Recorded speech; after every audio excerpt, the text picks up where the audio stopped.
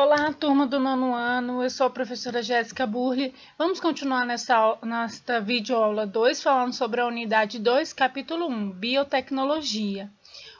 Essa aula encontra na página 24 e 25, assunto DNA fingerprint e eletroforese em gel.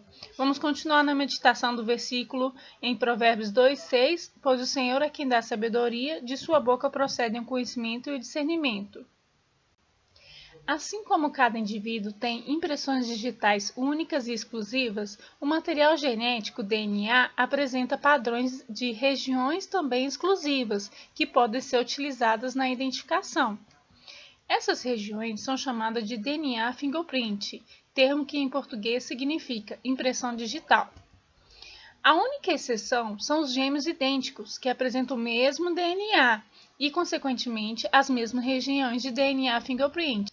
A obtenção do DNA fingerprint pode ser feita com um método conhecido como eletroforese em gel. Técnica eletroforese em gel. A eletroforese é uma técnica utilizada para a separação de moléculas de cargas diferentes. Ela é utilizada para amplificar o DNA. Esta técnica consiste em se aplicar o gel para a separação de moléculas através do peso molecular. Em seguida, a fonte de eletroforese cria uma corrente elétrica e, para visualizar, se utiliza a luz UV de transiluminador. Na imagem, vemos a aplicação da eletroforese. A primeira etapa é a extração do material genético de amostras biológicas do indivíduo, como sangue, fio de cabelo, saliva, sêmen, entre outros fluidos. Em seguida, são utilizadas enzimas de restrição para recortar a molécula de DNA em regiões específicas. Então, aqui nós temos um desenho de um DNA e aí nós temos as enzimas de restrições, que vai recortar somente naquela parte do DNA de interesse, ou seja, em regiões que apresentam parte do DNA exclusiva do indivíduo. A amostra de DNA é então colocada em um gel e submetida à corrente elétrica. Nós vamos ver no próximo slide. Aqui nós temos uma representação esquemática da técnica de eletroforese em gel para a visualização das bandas formadas pelo DNA, que essas bandas são os locais onde que o fragmento de DNA estaciona. Os fragmentos menores se movem mais rápido e vão mais longe. A amostra de DNA é então colocada em um gel, aqui a amostra de DNA é colocada aqui num gel e submetida a uma corrente elétrica. Neste aparelho existem dois eletrodos, um com carga negativa e o outro com carga positiva.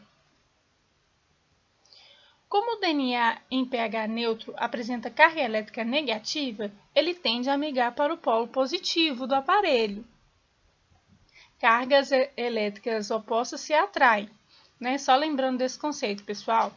A velocidade com que os fragmentos migram depende do tamanho, isto é, fragmentos menores se movem mais rápido e percorrem uma distância maior no gel, em um dado intervalo de tempo. Aqui, na parte negativa, nós temos fragmentos maiores de DNA, e na parte positiva, nós temos os menores.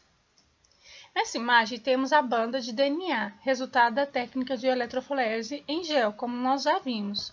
O local onde o fragmento de DNA estaciona é chamado de banda. Então, esses locais aqui é chamado de bandas, como nós vimos no slide anterior. E essas bandas aqui que vão ser importantes na identificação do indivíduo, que nós vamos ver na próxima aula essa aplicação.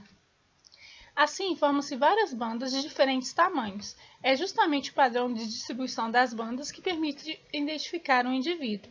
Então, pessoal, o que nós já vimos nessa aula? O DNA fingerprint e a eletroforese em gel.